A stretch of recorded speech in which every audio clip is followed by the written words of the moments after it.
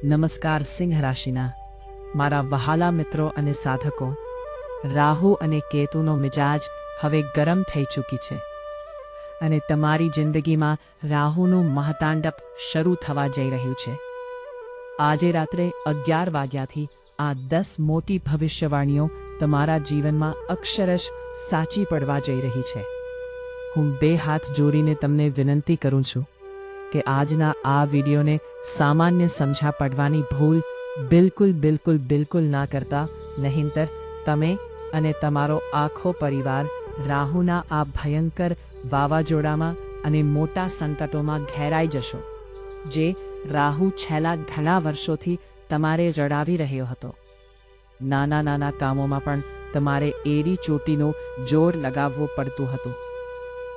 એક રૂપિયો કમવામાં તમને નાની યાદ આવી જતી હતી. હવે એ જ રાહુ પોતાના તોફાથી તમારી જિંદગીમાં ધન દોલતની મોટી નદી વહેવડાવવાનો છે. તમે જ્યાં પણ હાથ મૂકશો ત્યાંથી ધન દોલત નીકળવા લાગશે અને તમારું દરેક કામ ચપટી વગાડતામાં પૂરું થવા લાગશે. પરંતુ મિત્રો, આની એક નાની એવી શરત છે કે તમારે રાહુની ચાલ અને તેના નિયમો અનુસાર ચાલવું પડશે. જો તમે એક નાની સરખી ભૂલ પણ કરી તો તમારી જિંદગીની બધી જ ખુશીઓ રાહુ પાછી છીનવી લેશે. અજાણતામાં તમે રોજબરોજ એવી કેટલીક ભૂલો કરો છો જેનાથી રાહુ તમારાથી નારાજ થાય છે અને શનિ પણ તમારા પર ભારે પડે છે. તેથી આજે હું તમને 2 હાથ જોડીને વિનંતી કરું છું કે આ વિડીયોમાં હું જે સાવધાનીઓ અને ભવિષ્યવાણીઓ જણાવવા જઈ રહ્યો છું તેને અત્યંત ધ્યાનથી સાંભળજો. જો તમે એક પણ વાતને અનદેખી કરી તો તેનું મોટું નુકસાન તમારે અને તમારા પરિવારે આવનારા ઘણા વર્ષો સુધી ભોગવવું પડી શકે.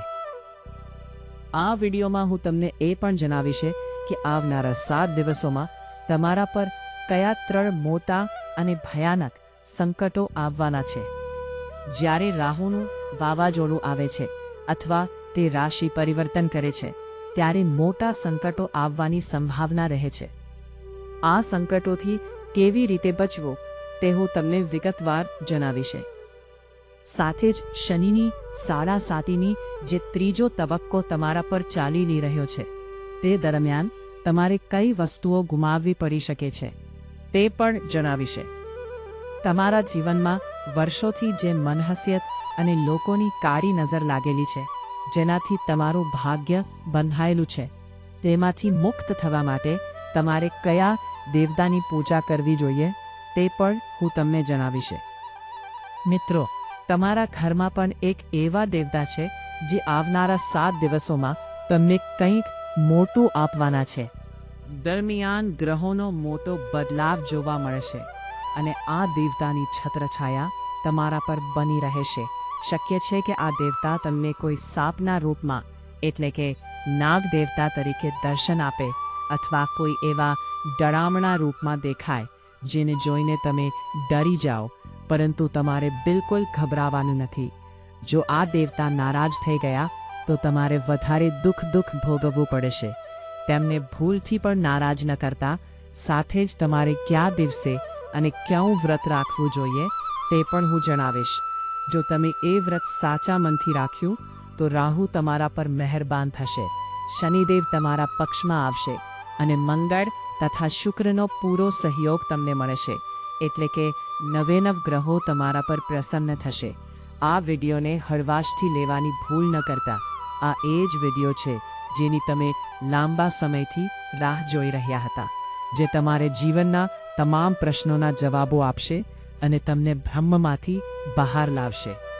મને ખબર છે કે તમે લાંબા સમયથી દુઃખો, ગરીબી દેવો અને દુશ્મનોથી ઘેરાયેલે છો. ઘરમાં કે પરિવારમાં તમારું મન નથી લાગતું, રાત્રે ઊંઘ નથી આવતી અને જીવનમાં ખાલીપણું લાગે છે. આ બધામાંથી બહાર આવવા માટે તમે ઘણા બાબા અને તાંત્રિકો પાસે ગયા હશો, પૈસા ખર્ચ્યા હશે, પણ કોઈએ તમને સાચો રસ્તો નહીં બતાવ્યો, માત્ર તમારો ફાયદો ઉઠાવ્યો છે. પરંતુ હવે તમે બિલકુલ સાચી જગ્યાએ આવ્યા છો. અહીં તમારે 1 રૂપિયો પણ આપવાનો નહીં. હું તમને સાચો માર્ગ બતાવીશ, જેના પર ચાલીને તમે આ તમામ સંકટોમાંથી મુક્તિ મેળવી શકશો.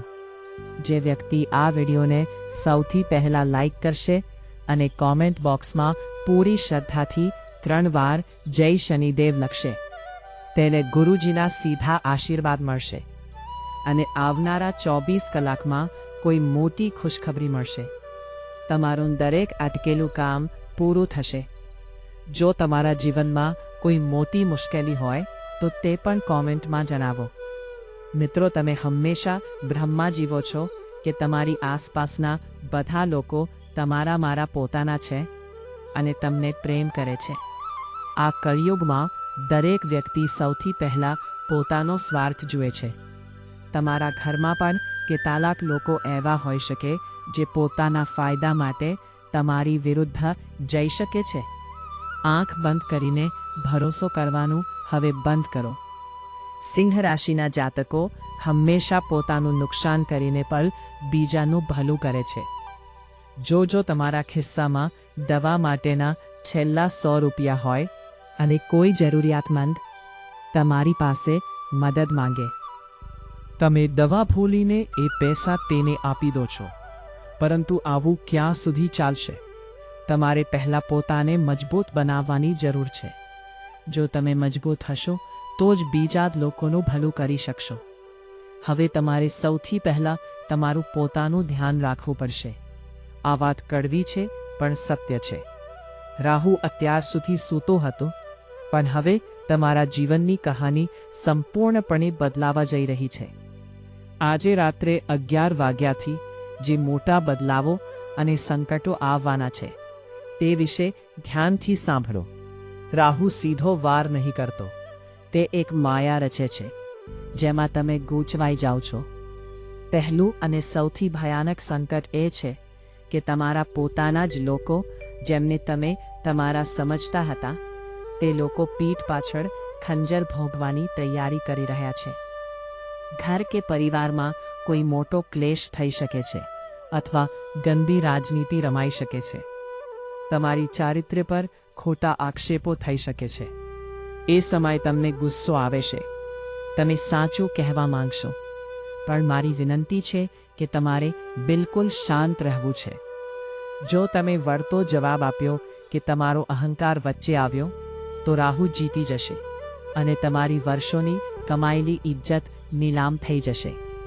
મૌન રહેવું એ જ તમારી સૌથી મોટી ઢાલ છે.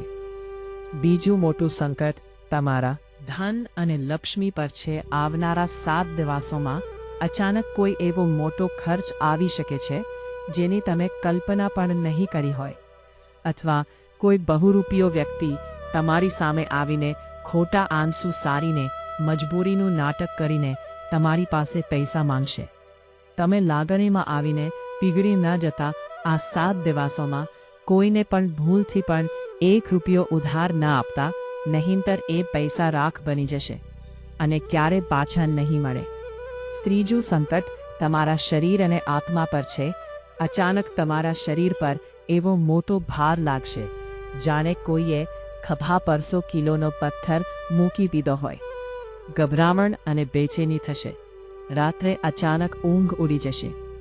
તમે મોટા ડૉક્ટરો પાસે જશો, રિપોર્ટ કરાવશો, પણ બધું નોર્મલ આવશે, કારણ કે આ બીમારી શરીરની નથી, પણ તમારા દુશ્મનોએ તમારી પ્રગતિ જોઈને જે કાળી નજર અને તંત્ર મંત્ર કર્યા છે તેની સીધી અસર છે. આવનારા 7 દિવસોમાં જો તમારે ગભરાવાનું નથી. આવનારા 7 દિવસોમાં જો તમને રાત્રે સપનામાં કે ઘરમાં ક્યાંય વિશાળ કાળા નાગ દેવતાના દર્શન થાય તો ડરતા નહીં કે તેમને મારવાનો પ્રયાસ ન કરતા. તેઓ ભગવાન શિવના ગણ છે અને તમારા ઘરમાં રહેલી નકારાત્મક ઊર્જા અને બીમારીને પોતાના ઝેરમાં ખેંચી લેવા આવી રહ્યા છે. માત્ર હાથ જોડીને આંખો બંધ કરી મનોમનનો નમઃ શિવાયનો જાપ કરજો. તેઓ તમને એવો આશીર્વાદ આપશે કે તમારા નસીબના બંધ તાળા ખુલી જશે. શનિની સાડાસાતીના 3જા તબક્કામાં શનિદેવ તમારી ખુશીઓ નથી છીનવી રહ્યા, પરંતુ તમારા જૂઠા અને મતલબી સંબંધોને દૂર કરી રહ્યા છે. જે લોકો તમારા મોઢા પર મીઠું બોલે છે પણ પીઠ પાછળ તમારી બરબાદી ઈચ્છે છે. શનિદેવ તેમના અસલી ચહેરા તમારી સામે લાવી રહ્યા છે. શરૂઆતમાં તમને દુઃખ થશે કે તમે એકલા પડી ગયા, પણ જ્યારે ઘરમાંથી કચરો બહાર ફેંકાય છે ત્યારે જ માતા લક્ષ્મીનું વાસ થાય છે. હવે ધ્યાનથી સાંભળો એ 10 મોટી ભવિષ્યવાણીઓ જે આજે રાત્રે 11 વાગ્યા પછી એક પછી એક સાચી પડવા જઈ રહી છે. પહેલી ભવિષ્યવાણી, તમારું જે કામ મહિનાઓ કે વર્ષોથી અટકેલું હતું, જેસકા માટે તમે ઓફિસોના ધક્કા ખાધા હતા, તે કામ આવનારા 72 કલાકોમાં અચાનક કોઈની મદદથી પૂરું થઈ જાય અને તમે આશ્ચર્યચકિત રહી જશો. બીજી ભવિષ્યવાણી, ધન, જેના માટે તમે એક રૂપિયાના મોહતાજ હતા, તે અચાનક ક્યાંકથી મોટું ધન સ્વરૂપે મળશે.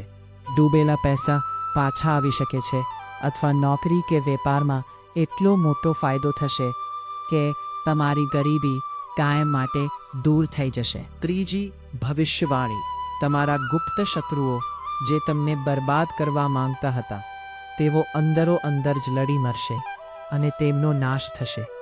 તમે માત્ર દૂર ઊભા રહીને સત્યનો વિજય જોશો. ચોથી ભવિષ્યવાણી, રાત્રે જે ઊંઘ ન આવવાની અને બેચેનીની સમસ્યા હતી, તે આજ રાતથી કાયમ માટે ખતમ થઈ જશે અને તમને શાંત અને ગાઢ ઊંઘ આવશે. પાંચમી ભવિષ્યવાણી, ઘરમાં જે વ્યક્તિ સાથે તમારું બિલકુલ બનતું ના હતું અને જે તમારું અપમાન કરતો હતો, તેનું હૃદય પરિવર્તન થશે અને તે જાતે આવીને તમારી માફી માંગશે. છઠ્ઠી ભવિષ્યવાણી, જો તમે બેરોજગાર છો કે નાનો વેપાર કરો છો, તો તમને ફોન કે પત્ર દ્વારા એક એવો મોટો ઓફર મળશે જે તમારી આવનારી પેઢીઓનું જીવન બદલી નાખશે. સાતમી ભવિષ્યવાણી, જો તમારા પર કોઈ ખોટો કોર્ટ કેસ ચાલી રહ્યો છે, તો ચુકાદો અચાનક તમારા પક્ષમાં આવશે અને તમારા વિરોધીઓ હારી જશે. આઠમી ભવિષ્યવાણી, તમારા ચહેરા અને વાણીમાં એક અલગ જ દિવ્ય તેજ આવી જશે. લોકો તમારી વાતને પથ્થરની લકીર માનશે અને જે લોકો તમારું અપમાન કરતા હતા, તે જ તમારી પાસે સલાહ લેવા આવશે.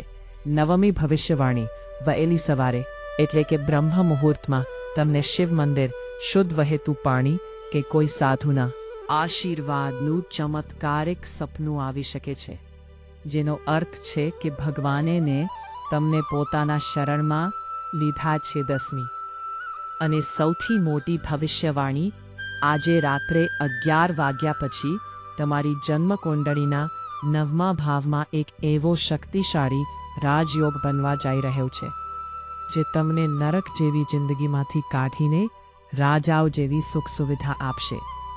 રાહુ હવે તમને રડાવશે નહીં, પણ ધનની વર્ષા કરશે. આ કોઈ હવામાં થતી વાતો નથી. આ ચમત્કાર ત્યારે જ થશે જ્યારે તમે સાચા મનથી ઈશ્વર પર અતૂટ વિશ્વાસ રાખશો. આ તમામ સંકટોમાંથી બહાર આવવા માટે હું તમને એક અચૂક મહા ઉપાય જણાવી રહ્યો છું. આવતા શનિવારની સાંજે જ્યારે સૂર્ય આથમી જાય અને થોડો અંધારું થવા લાગે, ત્યારે માટીના એક સાફ દીવામાં શુદ્ધ સરસવનું તેલ લો. તેમાં રસોડામાંથી 2 આખા લવિંગ જે ફૂલવાળા હોય અને થોડા કાળા તલ નાખો. આ દીવો પ્રગટાવીને તમારા ઘરના મુખ્ય દરવાજાની બહાર જમણી બાજુએ મૂકી દો. ત્યાં ઊભા રહીને હાથ જોડી શનિદેવને પૂરા વિશ્વાસ સાથે પ્રાર્થના કરો કે હે શનિદેવ, મારા ઘરની ગરીબી, દુઃખ, બીમારી અને કાળી નજર આ અગ્નિમાં બળીને ભસ્મ થઈ જાય. મારો વિશ્વાસ કરો, આ દીવાની જ્યોત જોઈને યમરાજ પણ પાછા ફરી જશે. બાજુથી ધનદોલત આવવા લાગશે છે. મેં મારી ફરજ પૂરી ઈમાનદારીથી નિભાવી છે. બ્રહ્માંડનો જે સંકેત હતો તે મેં તમારા સુધી પહોંચાડી દીધો છે.